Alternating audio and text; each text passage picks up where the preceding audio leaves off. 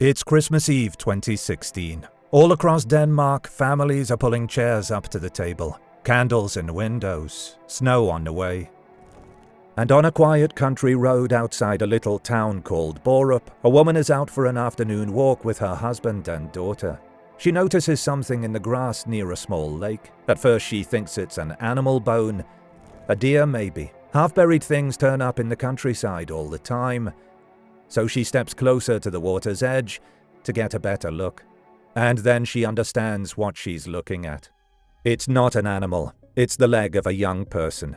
She is standing on Christmas Eve at the end of a search that has gripped an entire country for almost 6 months, because the remains by that lake belong to a 17-year-old girl named Emilie Meng, a girl who vanished into the dark more than 60 kilometers away in the early hours of her summer morning and was never seen alive again. What this woman doesn't know, what no one watching the news that night could know, is that finding Emilie is not the end of anything. It's the beginning of a hunt that will last almost 10 years, and the only reason it ends at all is because of a completely different girl, one who lived. This is the story of how a predator hid in plain sight for a decade, and a single catastrophic mistake that finally exposed him. The girl who walked home. Let's go back to the beginning, to who Emilie actually was, before she became a name on a missing person poster. Emilie Anine Skovgaard Meng was 17 years old from Korsør, a small harbour town on the west coast of the Danish island of Zealand. She was 3 weeks shy of her 18th birthday. She sang in the church choir, having walked in and auditioned entirely on her own initiative. She did musicals. Her best friend described her as someone who always put everyone else before herself. The priest who would later bury her said Emilie lit candles for people who were struggling and couldn't stay quiet when she saw someone being treated unfairly. That's who she was. Remember her because it's easy to lose the person inside a story like this, to flatten her into a case number. We won't let that happen. On the night of Saturday, July 9th, 2016, Emilie went out with a few of her closest friends. They took the train one town over to Slagelse to celebrate the end of the school year. A hooker cafe, a stop at McDonald's, the kind of warm, ordinary summer night you don't think twice about until later. But somewhere around 1:30 in the morning, Emilie's mood dropped. A message had come through on Messenger from a boy she'd been seeing. Nothing official, just a flirtation. And whatever it said, it landed hard. Friends remember her getting tearful. Around 4 in the morning, the group arrived back at Korsør station. Her friends climbed into a taxi. Emilie said she'd rather walk. It wasn't strange. It was a route she knew, just over 3 kilometers, one she'd walked before, even at night. She wanted some air, some time to herself. So she waved her friends off and she started walking home through the dark. At 4:03 a.m., her phone sent its last signal. And then Emilie Meng simply stopped existing. That morning she was supposed to sing in church at 9:30. She didn't show. Her best friend knew instantly that something was wrong. She would never miss that. The family reported her missing. And here's where this story takes its first gut punch, because the early hours after a disappearance are everything. They are the window, and the police did not treat it like one. The working theory was that Emilie was a heartbroken teenager who'd run off for a while. She'd reportedly gone quiet before. Maybe she just needed space. The search was scaled back almost immediately. Her family fought it. That isn't her, they said. That isn't Emilie at all. It took days before the Serious Crimes Unit fully took over. And in those days, something irreplaceable slipped away. The CCTV around the station, footage that might have shown exactly what happened to Emilie that night, was never secured in time. Around 30 days later, the system automatically wiped itself. Whatever those cameras saw was gone. Her mother years later would call it completely grotesque. It's so obvious, she said. It's deeply worrying that they didn't do something so obvious. For 168 days, Emilie was missing. 200 volunteers, divers in the harbour, posters in 3 languages, nothing. Until Christmas Eve, until the woman by the lake. The car and the silence. So now police have a body, and they have a crime scene that makes no sense. Emilie disappeared in Corsair, but she was found near Borup, more than 60 kilometers east. Someone had taken her across half the island.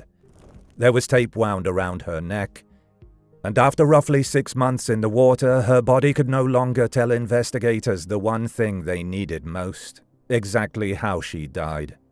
But they weren't starting from nothing. Buried in that wiped CCTV nightmare was one surviving fragment. Footage from inside the station, catching in the corner of the frame a pale-coloured car circling the car park at 4:07 a.m., 4 minutes after Emilie's phone went dark. Police sent that grainy clip to experts abroad, months of analysis, and they came back with a make and model, most likely a light-coloured Hyundai i30, built somewhere between 2011 and 2016. It was the best lead in the entire case, so they chased it hard.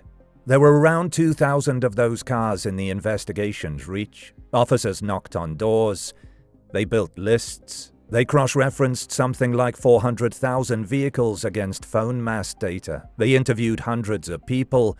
They took DNA, voluntarily, from over 1,000 men connected to the case. And one of those men was the killer. I want you to sit with that, because it's true. Years before anyone said his name, the man who murdered Emilie Meng was in the files. He was interviewed in 2017 because his name landed on a list of Hyundai i30 owners. He even gave a DNA sample at one point. But the DNA recovered from Emilie was old, degraded, contaminated by water and time. With the technology available then, it gave them nothing usable, and the man slipped through, calm, cooperative, unremarkable. The case went cold, genuinely deeply cold. Documentaries were made. Podcasts ran for dozens of episodes. A book was written. The whole country had a theory, and not one of them brought Emilie's killer any closer to a cell.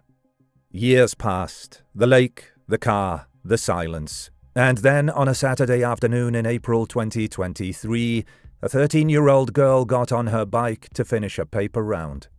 Her name we won't use. She was 13. She came from a big blended family. And on April 15, 2023, she was cycling along a quiet road near a village called Kirkerup, delivering the last of her newspapers, when a car came up fast behind her. It didn't swerve. It didn't brake. It hit her on purpose. The impact threw her off the bike, and before she could even understand what was happening, a man forced her into his car and drove away, leaving her bicycle, her bag, and her phone lying in the road. This time, the police did not hesitate. Within hours, there were dogs, drones, a military helicopter in the sky. The public was alerted. Hundreds of tips poured in, because everyone working that case knew a number that haunts every investigator alive. The overwhelming majority of abducted children who are going to be killed are killed within the first 24 hours. The clock was already running. They traced a man to a house in a small town called Svenstrup, just east of Corsair, and on the afternoon of April 16th, officers moved in. Inside, they found the 13-year-old girl, alive. Bound with plastic strips after 27 hours of something no child should ever survive, but alive, conscious, rescued by the narrowest possible margin from a man who the courts would later rule fully intended to kill her. And the man they arrested at 14:48 that afternoon was a 32-year-old marketing manager, lived alone, owned his house, watched football with friends. The kind of man neighbors describe with that awful familiar phrase, "You'd never have guessed." His name is Philip Patrick West. Now, catching him for the kidnapping was its own victory, but as investigators started pulling his life apart, a far older, far colder question began to surface. Because Philip West used to own a car, a light-coloured Hyundai i30. The things in the house. Here's the chilling part. By 2023, the i30 from 2016 was long gone. West had sold it years earlier to a family in Slovakia, so Danish police tracked it down in another country and physically hauled it back across Europe to examine it. But the car wasn't what broke him.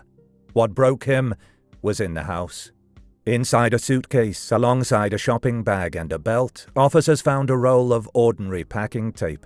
They tested it, and the DNA on that tape belonged to Emilie Meng, a match so strong it was more than 1,000,000 times more likely to be hers than a random stranger's. Then forensic technicians did something even more damning. They took the tape that had been wound around Emilie's neck when she was found by that lake, and they matched the torn edge of it to the roll on West's suitcase. A physical fracture match, like fitting two halves of the same ripped sheet of paper back together. His explanation? He said he'd just found the tape roll lying around in nature, probably somewhere near Borup. The court did not believe him, neither will you, and it went deeper. On Emilie's jeans, there was a tiny degraded trace of male DNA, far too damaged for standard testing. So the prosecution turned to one of the most respected geneticists in the world, a professor who normally uses these techniques on ancient DNA, thousands of years old. He applied that same cutting-edge method to the fragments on Emilie's genes. The result pointed straight at West's family line, more than 1,000,000 times more likely to be him than a random man. It was the first time that kind of science had ever been used in a Danish courtroom. The defense fought to keep it out. They lost. But the search of that house revealed something beyond any single piece of evidence. It revealed who he really was. Police found a hoard of violent material on his computers. They found writings, stories about kidnapping women from specific real-world locations he knew, and they found a list, a planning list, names, ages, addresses, bus schedules of girls. Philip West hadn't stopped after Emilie. He'd been hunting the entire time. The one who counted to 100. Because the 13-year-old in Kirkerup wasn't the only one. In November 2022, months before that paper round, a 15-year-old girl was walking on the grounds of a boarding school in Sora one evening, on the phone with her mother, when a man grabbed her from behind and put a knife to her. He hit her. He bound her wrists with plastic strips, configured the exact same way as the ones used in a 13-year-old. He started dragging her across a field toward a car. But she screamed, and she fought, and for whatever reason, he gave up. He laid her on the ground and told her to count to 100 while he disappeared into the dark. She survived, but listen to how close she came. In her own words, later as a 17-year-old, "I started to think it was no use screaming anymore because there was no one who heard me. I had sort of accepted that something very bad was going to happen." She thought she was going to die. So now look at the full shape of it. November 2022, the 15-year-old. April 2023, the 13-year-old. And in the summer of 2016, the first one we know of, the one who didn't come home, Emilie Meng. The same plastic strips, the same knife, the same car-based abductions of young girls who were complete strangers to him. A pattern stretching across 7 years, hidden in plain sight, in one of the safest countries on Earth. This is what the word serial actually means. Not a movie villain, a marketing manager who watched the Euros with his friends and kept a spreadsheet of children. The Reckoning. The trial opened in May 2024. Philip West admitted to parts of the kidnapping, but Emilie, the 15-year-old in Sora, he denied all of it. It didn't matter. The tape, the DNA, the pattern, the writings. In June 2024, a jury found him guilty of Emilie's murder, of the attacks on both surviving girls, and more. The sentence was the harshest Denmark allows: life imprisonment. He appealed, and then a year later, he abruptly dropped that appeal, making the life sentence final and unchallengeable. And then came the part almost no one expected. In 2026, nearly 10 years after Emilie walked home from that train station, Philip West asked to be interviewed again, and he confessed to the attack in Sora, and finally, fully, to the murder of Emilie Meng. He wishes to take responsibility, his lawyer said. 10 years, that's what it took. 10 years from the night a 17-year-old chose to walk home under the stars, to the moment her killer said the words out loud. But I need to be honest with you about something. because the story doesn't get a clean, heroic ending. West was never really hidden. In late 2025, the police released their own internal review, and it's brutal. He'd been interviewed back in 2017. His name was on the Hyundai list, and there was a moment a witness had described a license plate starting with the letter B. West's plate started with B. If investigators had simply searched the local Hyundai owners for that one letter, the list would have come back with 7 cars. One of them was his. That search was never done. A phone data request got tangled on the wrong number and came back empty, and the police even gave incorrect information to the Justice Minister's office about whether they'd followed their own review's recommendations. He was there, in the file, for years, and the system that was supposed to catch him kept handing him back his freedom, until a 13-year-old girl survived 27 hours of hell, and in surviving, did what 1,000 DNA swabs and 400,000 car checks could not. She caught him. So that's the real answer to the question in the title. How was this serial predator caught after 10 years? Not by brilliant detective work, not by the car or the tape or the cutting-edge DNA. Those came after. He was caught because one of his intended victims refused to die, and because police, the second time around, finally moved fast. Emilie Meng was found by a stranger on a lakeshore on Christmas Eve. It took almost a decade to give her family the truth. The 2 girls who survived him carry that night for the rest of their lives. And a country that thought this kind of evil didn't happen here had to learn that sometimes it wears a button-down shirt and lives quietly down the road. If this story stayed with you, let me know in the comments what you make of it, especially the police failures. Should heads have rolled? I'm curious where you land on that. And as always, thank you for watching. Take care of each other out there.